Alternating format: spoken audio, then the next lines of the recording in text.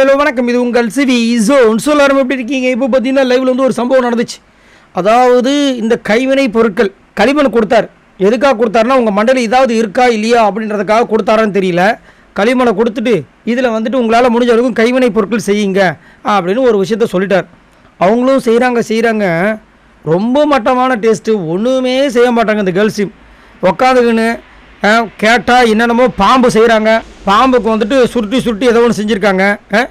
ஆனால் இந்த பக்கம் பாய்ஸ்ட்டும் வேறு மாதிரி வெறித்தனமாக பண்ணியிருந்தாங்க. அதுக்கு ஒரு கதை வர வச்சுருந்தாங்க. இவங்களுக்கு வந்துட்டு யார் வந்து இப்போ பாயிண்ட்ஸ் போட்டோன்னா இந்த தளபதியும் அந்த தளபதியும் சேர்ந்து சொல்லிட்டாங்க. அதில் வந்து பாயிண்ட்ஸ் போட போகிறது தீபக்கு கேர்ள்ஸ் டீமுக்கு, பாய்ஸ் டீமுக்கு மஞ்சரி. தீபக் வந்து பாயிண்ட் போடும்போது மட்டும் சிரித்து வந்துட்டு இந்த மஞ்சரி பண்ண வேஷத்தெல்லாம் பார்க்கும்போது காண்டாகி போச்சு.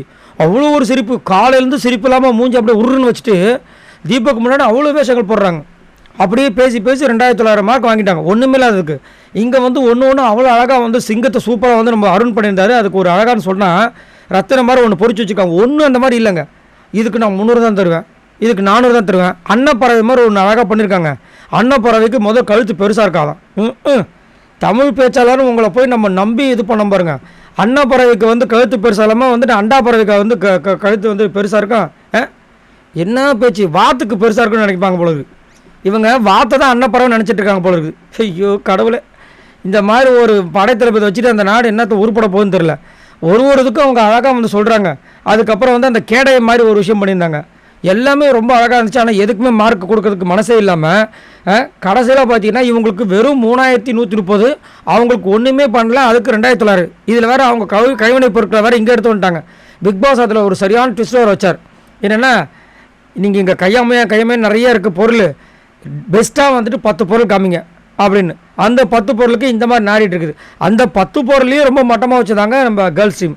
இதில் என்ன ஒரு ட்விஸ்ட்டு கொடுத்துறாங்க, இவங்க மாறி பேசிட்டு இருக்கும்போது பிக் பாஸ் ஒன்று வச்சிட்டார். 10 நிமிஷம் தான் கப்பல் நிற்கும். அதுங்குள்ளே நீங்கள் எல்லாத்தையும் முடிவு எடுத்துட்டிங்கன்னா அந்த கப்பலில் அந்த கைவினை பொருட்கள் ஏற்றப்படும். இல்லைன்னா உங்களுக்கு கைவினை பொருட்கள் எடுத்துக்க மாட்டோம், உங்களுக்கு ஒரு டேஷம் கிடைக்காது அப்படி நம்ம கலாச்சி விட்டாப்புல.